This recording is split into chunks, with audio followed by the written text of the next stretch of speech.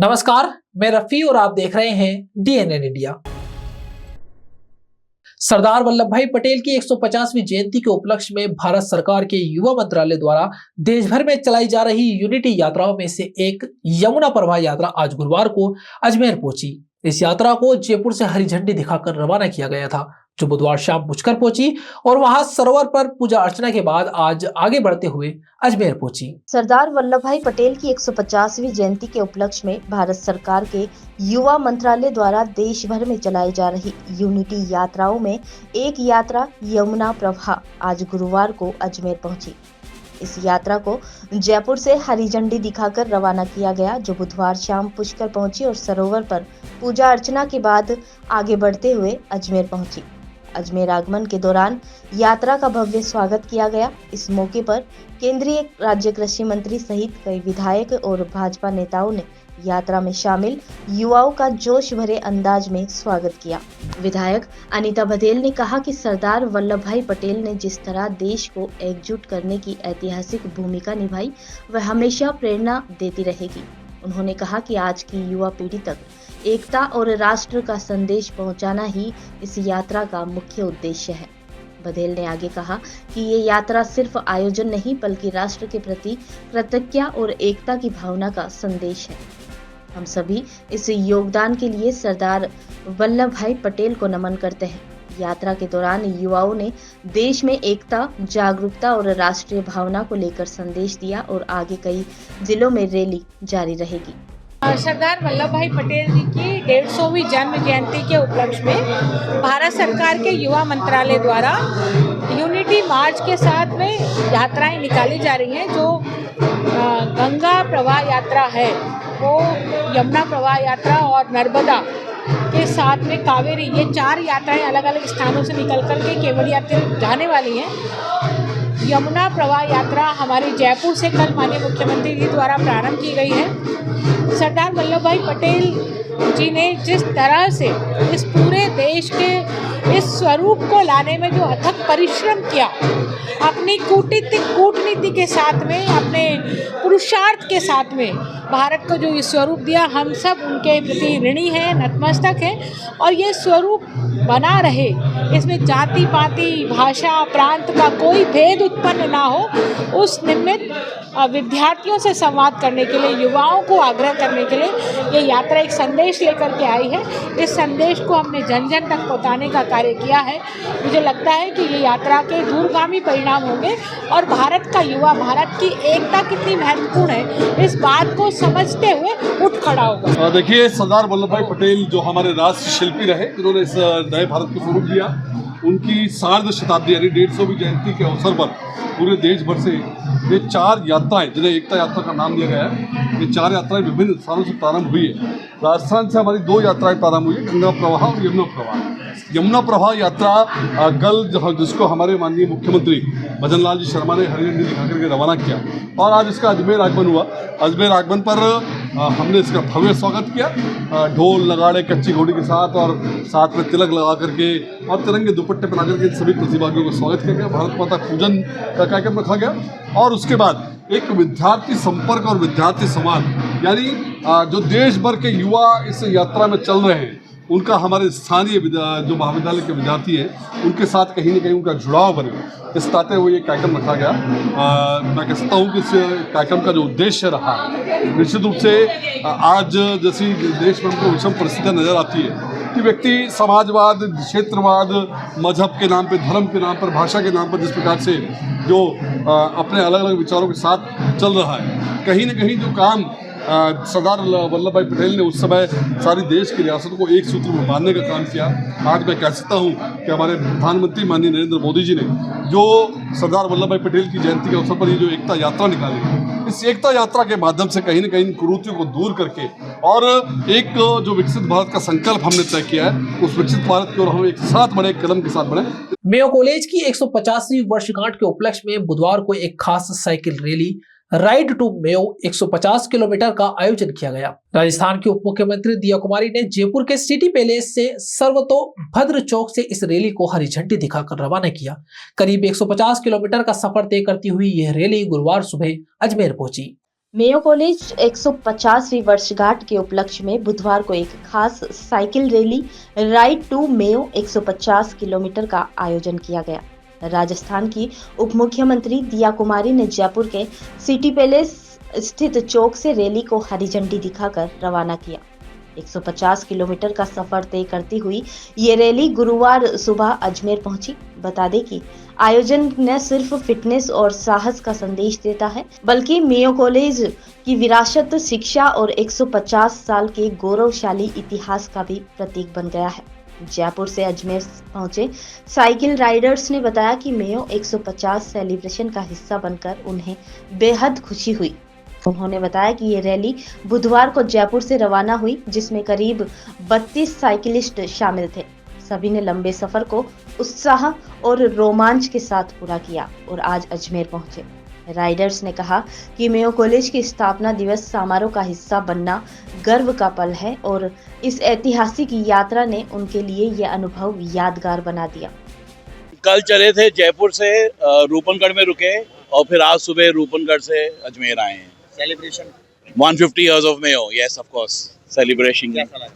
बहुत अच्छा लग रहा है, बहुत अच्छा लग रहा है to be a part of the celebration. कितने लोग हैं हम लोग सब मिला के कोई 30-32 लोग हैं। कर रहे हैं और बहुत अच्छा to be part of the celebrations, to be part of Mayo College, to have studied there। All of us are so proud that we decided that we would cycle from Mayo from Jaipur to Ajmer। We all drove down from various places all over India to Jaipur और अब हम ये cycling कर आए हैं। बहुत अच्छा लग रहा है, बहुत अच्छा लग रहा है। मेंबर्स आपके साथ थे इस हम लोग हैं अबाउट 32। रीजन भी था, एक हमने 16 नवंबर को all over India and a few countries overseas एक हेल्थ राइड करी थी फॉर अबाउट 15-20 किलोमीटर्स, वो भी किया था and just celebrating Mayo basically. Ajmer के दोराई रेलवे स्टेशन के पास मारवाड़ अजमेर पैसेंजर ट्रेन के 2 कोच पटरी से उतर गए। हादसे में एक कोच दूसरे के ऊपर चढ़ गया और देखते ही देखते रेलवे ट्रैक पर अफरा तफरी मच गई। जैसे ही घटना की जानकारी कंट्रोल रूम तक पहुंची, तुरंत रेलवे प्रशासन, आरपीएफ, जीआरपी और स्थानीय पुलिस मौके पर पहुंची। अजमेर में गुरुवार सुबह एक घटना ने सभी को चौंका दिया। दोराई रेलवे स्टेशन के पास मारवाड़ अजमेर पैसेंजर के 2 कोच पटरी से उतर गए। हादसे में एक कोच दूसरी कोच पर जा चढ़ा और देखते ही देखते रेलवे ट्रैक पर अफरा तफरी मच गई। जैसे ही घटना की जानकारी कंट्रोल रूम तक पहुंची, तुरंत रेलवे प्रशासन, आरपीएफ, जीआरपीएफ और स्थानीय पुलिस मौके पर पहुंच गई। इसके बाद एनडीआरएफ की टीम भी घटनास्थल में जुट गई और रेस्क्यू ऑपरेशन शुरू किया। लेकिन कुछ देर बाद ये खुलासा हुआ कि ये असल दुर्घटना नहीं बल्कि मात्र एक मॉक ड्रिल थी। रेलवे और एनडीआरएफ ने संयुक्त रूप से ये अभ्यास इसीलिए किया ताकि भविष्य में यदि किसी बड़ी रेल दुर्घटना जैसी स्थिति बनती है तो सभी विभाग कितनी तेजी और दक्षता से प्रतिक्रिया दे सकते हैं, उनका मूल्यांकन किया गया। घटना के बाद कोच में फंसे यात्रियों को स्ट्रेचर के जरिए बाहर निकाला गया। कई यात्रियों को घायल अवस्था में मौके पर ही प्राथमिक उपचार दिया गया और कुछ को एम्बुलेंस से अस्पताल भेजा गया। रेलवे अधिकारियों का कहना है कि ऐसी मॉक ड्रिल समय समय पर की जाएगी ताकि किसी असली हादसे की स्थिति में रेस्क्यू बिना देरी की और बेहतर तरीके से हो सके। ये एक हमारी वार्षिक एक्सरसाइज होती है नेशनल डिजास्टर रिस्पांस फोर्स, जो एक सेंट्रल ऑर्गेनाइजेशन है और रेलवे के हर एक डिवीजन में हर वर्ष एक एक्सरसाइज की जाती है जिसमें एक रेलवे की किसी भी गंभीर दुर्घटना का सिमुलेशन किया जाता है और उसमें किस तरह से घायलों को रेस्क्यू करना है, डेड बॉडीज को निकालना है, पैसेंजर्स को रिलीफ पहुंचाना है, ये सारी एक्सरसाइज की जाती है। और उसमें जो हमारे रेस्क्यू वर्कर्स हैं उनकी स्किल का टेस्ट भी किया जाता है, उनको ट्रेनिंग भी दी जाती है कि घायलों को सावधानी पूर्वक कैसे निकाला जाए, उनको और अधिक चोट ना लगे। और हमारे जो सारे इक्विपमेंट है उनका भी टेस्टिंग किया जाता है। तो इसमें स्टेट गवर्नमेंट के भी रिप्रेजेंटेटिव्स इन्वॉल्व होते हैं, जैसे नगर निगम है और भी जो रेस्क्यू एजेंसीज हैं वो भी इन्वॉल्व रहती हैं और हमारे चिकित्सा कर्मी भी इन्वॉल्व रहते हैं कि घायलों का किस तरह से उपचार किया जाए और उनको अगर यही ट्रीटमेंट देना है या किसी हॉस्पिटल में भेजना है वो कैसे निर्णय किया जाए वो सब। भोपाल के आईएएस संतोष वर्मा द्वारा ब्राह्मण समाज पर की गई विवादित टिप्पणी को लेकर प्रदेश भर में नाराजगी बढ़ती जा रही है। इसी कड़ी में आज अजमेर के समस्त ब्राह्मण समाज के वरिष्ठ प्रतिनिधियों ने जिला कलेक्टर को ज्ञापन सौंपते हुए आईएएस संतोष वर्मा को तुरंत बर्खास्त करने और उनके खिलाफ कठोर कार्यवाही की मांग की है। भोपाल के आईएएस संतोष वर्मा द्वारा ब्राह्मण समाज पर की गई विवादित टिप्पणी को लेकर प्रदेश भर में नाराजगी बढ़ती जा रही है। इसी कड़ी में आज अजमेर के समस्त ब्राह्मण समाज के वरिष्ठ प्रतिनिधियों ने जिला कलेक्टर को ज्ञापन सौंपते हुए आईएएस संतोष वर्मा को तुरंत बर्खास्त करने और उनके खिलाफ कठोर कार्यवाही करने की मांग की है। राजस्थान ब्राह्मण महासभा के अध्यक्ष पंडित सुदामा शर्मा ने कहा कि एक जिम्मेदार पद पर बैठे अधिकारी द्वारा ऐसी भाषा का इस्तेमाल करना न सिर्फ असंवेदनशील है बल्कि समाज को बांटने का भी प्रयास है। उन्होंने कहा कि संविधान सभी समाजों की समान भागीदारी और सम्मान का प्रतीक है और ऐसी टिप्पणी किसी भी अधिकारी को शोभा नहीं देती। ब्राह्मण समाज ने चेतावनी दी है कि यदि जल्द कार्यवाही नहीं होती है तो आंदोलन और तेज किया जाएगा। आईएएस संतोष वर्मा जो कि भोपाल स्थित पोस्टेड है, उनके द्वारा ब्राह्मण समाज के खिलाफ जिस प्रकार से टिप्पणी की है उसको लेकर ब्राह्मण समाज आक्रोशित है और हम सरकार से मांग करते हैं ऐसे अधिकारी पर तुरंत बर्खास्त करके एफआईआर दर्ज की जाए। उसको लेकर ब्राह्मण समाज आज यहाँ पर ज्ञापन देने के लिए इकट्ठा हुआ है और संविधान के अंदर जो मूलभूत परिभाषा है उसका उन्होंने, मैं दावे के साथ कह सकता हूँ कि संपूर्ण सारी जातियों ने मिलकर के समाज की एक एक चीज़ की रचना और उसके लिए एक एक चीज़ का सबका सारे वर्ग जातियों का ध्यान में रखते हुए संविधान का निर्माण किया गया। बाबा भीमराव अंबेडकर ने अकेले निर्माण नहीं किया, उसके अंदर सर्व समाज था।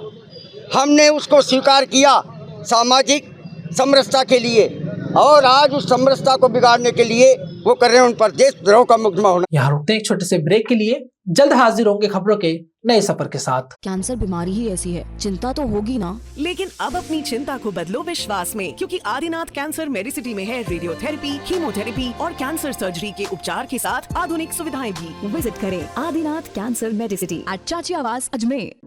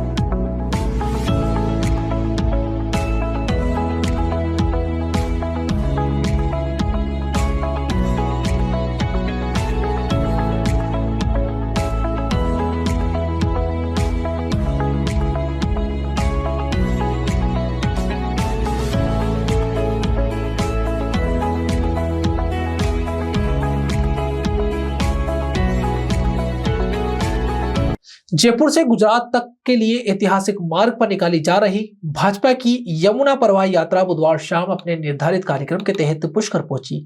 यह यात्रा सरदार पटेल यूनिटी मार्च 150 का हिस्सा है, जिसका उद्देश्य राष्ट्रीय एकता, अखंडता और सरदार पटेल के विचारों को जन जन तक पहुंचाना है। जयपुर से गुजरात तक ऐतिहासिक मार्ग पर निकाली जा रही भाजपा की यमुना प्रवाह यात्रा बुधवार शाम अपने निर्धारित कार्यक्रम के तहत पुष्कर पहुंची। यात्रा सरदार पटेल यूनिटी मार्च 150 का हिस्सा है, जिसका उद्देश्य राष्ट्र की एकता, अखंडता और सरदार पटेल के विचारों को जन जन तक पहुंचाना है। पुष्कर पहुंचने पर यात्रा में शामिल सभी लोगों ने बद्री घाट स्थित पवित्र पुष्कर सरोवर पर सामूहिक पूजन किया। मंत्रोच्चार और वैदिक विधि विधान के साथ हुई महाआरती ने वातावरण को श्रद्धा, ऊर्जा और राष्ट्रभक्ति से भर दिया। सरोवर पूजन और महाआरती का आचार्यत्व पंडित शशांक पराशर व पंडित कैलाशनाथ दादीष्ट ने किया।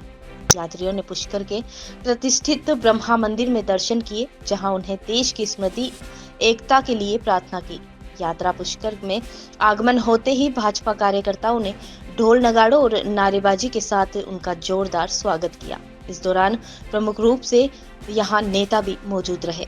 आज जयपुर से शुरू हुई है, जिसे माननीय मुख्यमंत्री जी ने हरी झंडी दिखाकर यहाँ रवाना किया है। इसमें 4 प्रदेशों के डेलीगेट शामिल हैं, जिसमें उत्तर प्रदेश, राजस्थान, हरियाणा और मध्य प्रदेश के डेलीगेट्स हैं, जो टोटल 250 डेलीगेट्स इसमें शामिल हैं। ये यात्रा का जो महत्व है वो ये है कि हम सरदार पटेल जी की 150वीं जयंती मना रहे हैं।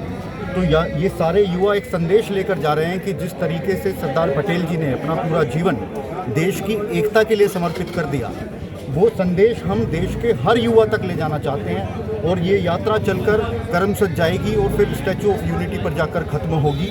और हमारा यही देश के सभी युवाओं को संदेश है कि देश की एकता और अखंडता के लिए हमें चाहे अपना प्राण भी देना पड़े, अपना पूरा जीवन न्यौछावर करना पड़े, हम उसके लिए तत्पर हैं। Sardar at the rate unity march को लेकर ये जमुना परवाह यात्रा दल आया है पुष्कर में, और ये अलग अलग स्टेट से है, इसमें एमपी के भी है, उत्तर प्रदेश की भी है, दिल्ली से भी है, राजस्थान की भी है। आज इनका पुष्कर में रात्रि विश्राम है।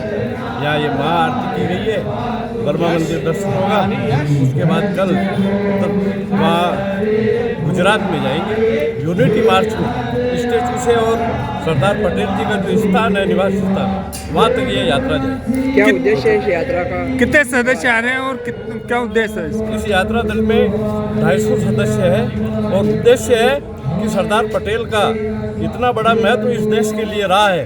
अजमेर रेलवे स्टेशन पर उस वक्त हड़कंप मच गया जब दादर एक्सप्रेस ट्रेन को उड़ाने की धमकी की सूचना मिली। अलर्ट मिलते ही जीआरपी और आरपीएफ ने मौके पर पहुंचकर पूरे स्टेशन को घेर लिया और सर्च ऑपरेशन शुरू कर दिया। ट्रेन को करीब 3 घंटे तक रोककर जांच की गई। अजमेर के रेलवे स्टेशन पर उस वक्त हड़कंप मच गया जब दादर एक्सप्रेस ट्रेन को उड़ाने की धमकी की सूचना मिली। अलर्ट मिलते ही जीआरपी और आरपीएफ ने मौके पर पहुंचकर पूरे स्टेशन को घेर लिया और सर्च ऑपरेशन शुरू किया।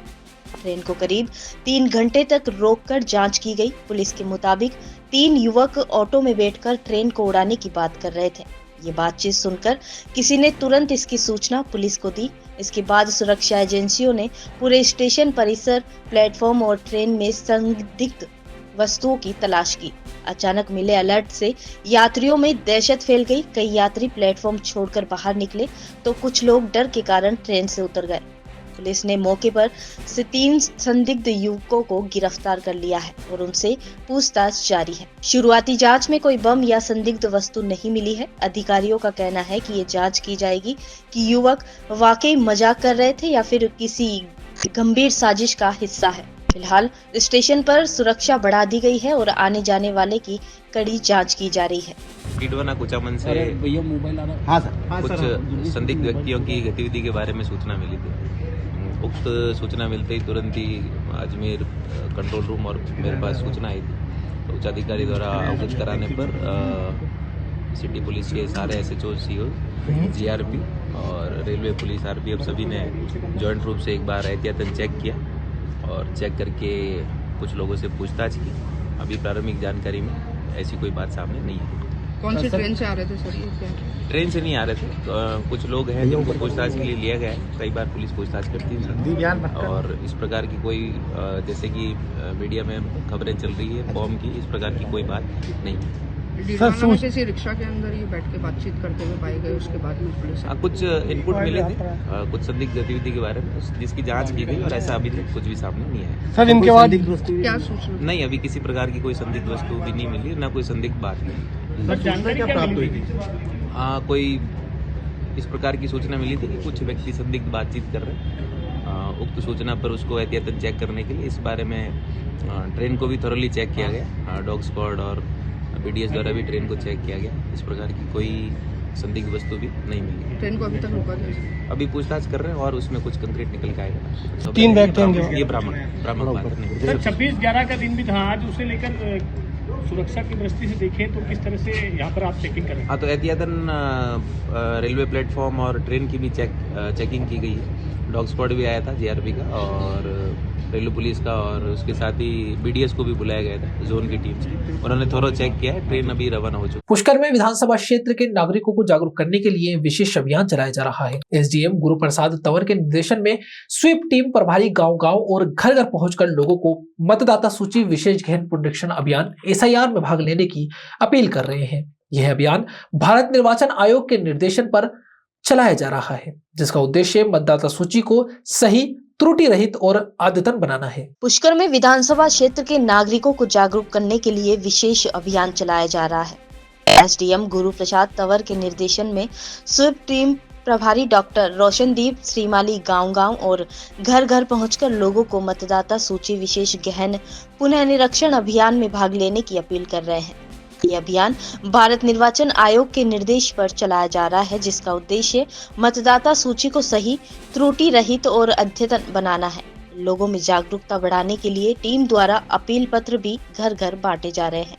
इस पहल का परिणाम अब दिखाई देने लगा है। लोग स्वयं आगे बढ़कर अपना SIR फॉर्म जमा करवा रहे हैं और अपने नागरिक दायित्व को निभा रहे हैं। इसी अभियान में मीडिया प्रभारी नरेश दादीज सहित ग्रामीण जनों का सहयोग महत्वपूर्ण भूमिका निभा रहा है। आज जैसा कि आपको पता है कि संविधान दिवस है, तो संविधान दिवस के तहत हमने आज उपखंड अधिकारी गुरु प्रसाद तंवर के निर्देशन के अनुसार हमने गांव-गांव, घर-घर जाकर लोगों को जागरूक किया और संविधान के तहत उनको ये शपथ दिलाई कि हम अपना जो SIR फॉर्म है वो जरूर भर के अपने BLO को जमा कराएंगे, ताकि हम 4 दिसंबर से पूर्व अपना ये कार्य सही तरीके से संपादित कर सके।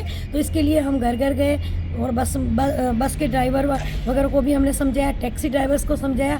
इसी तरह से ग्रामीण महिलाओं को जो इसके बारे में नहीं जान रही थी उनको हमने जाके जागरूक किया।